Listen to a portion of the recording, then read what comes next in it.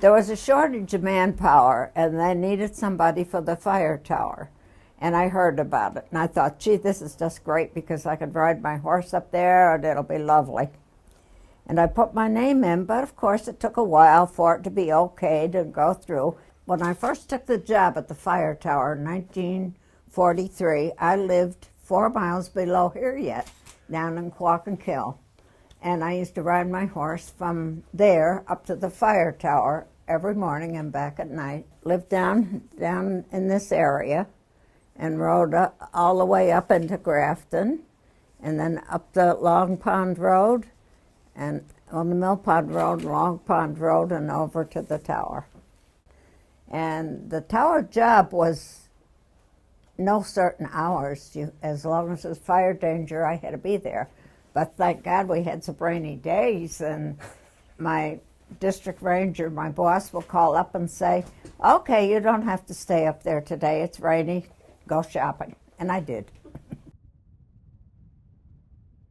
Well, I used to go up there early in the morning and check things out and then watch around. I'd get phone calls from the fire warden calling in the permits that were issued, and I'd wait to see them start up so I'd know where they were.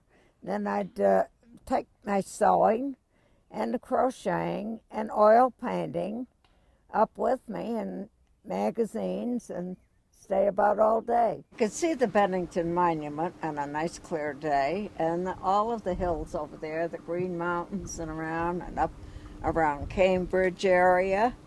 And I used to talk to the man up in the Colfax Tower in Cambridge, and we'd work together where we saw smoke and spot it, and we could tell just about where it was by both of us looking at it.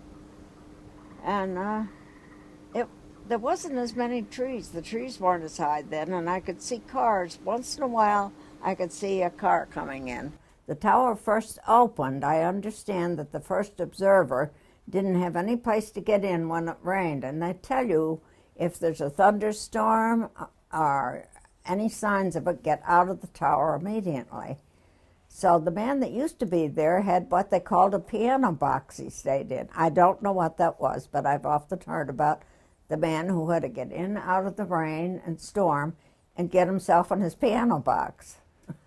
But then after I was there, just before I got there, they built this nice cabin. And I liked it. This was the inside. I decorated it, and I bought a gas refrigerator and a generator, so I had electric, and that the department wouldn't spend the money for it, so I did. Well, I think my favorite times is when the group of horseback riders used to come up, and the groups of Boy Scouts and campfire girls or anybody that would come and use the fireplace and have a picnic, and it was always nice to have a group come. There was a fireplace over there. I don't know what happened to that. Maybe a piece of it's over there, it looks like. And picnic tables. They used to come up and use the picnic tables and build a campfire. It was nice when the rangers came because they'd always do some work.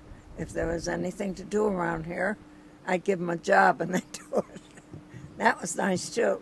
This is the steps, and this was the front porch, and then the cabin right behind the porch, of course. Nice screened-in porch.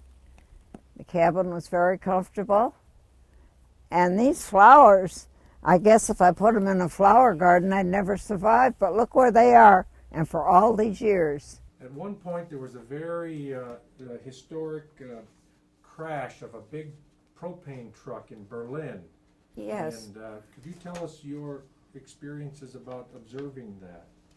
Well, I saw all this smoke coming up, a lot of smoke, and I called over Berlin Way on the phone and asked what was going on, and they told me about the propane truck that they lost control of the truck, and it come down and destroyed practically all of one area of Berlin.